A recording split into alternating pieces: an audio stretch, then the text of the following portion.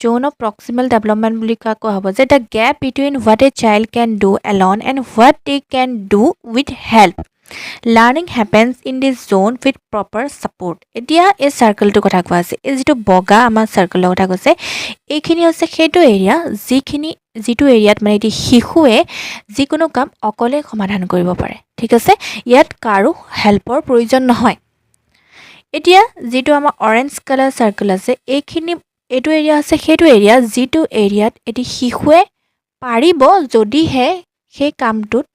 আন এজন নলেজেবল পাৰ্সনে অকমান সহায় কৰি দিয়ে বা অকমান সাপোৰ্ট কৰি দিয়ে বা কেনেকৈ বস্তুটো কৰিব লাগে আপুনি যদি শিকাই দিয়ে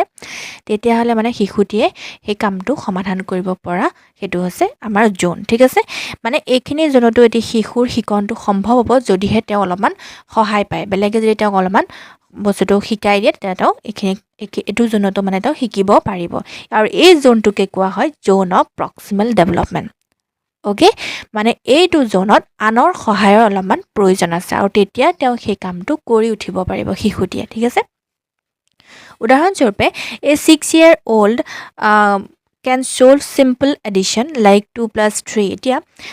6 বছৰৰ এটি শিশুৱে মানে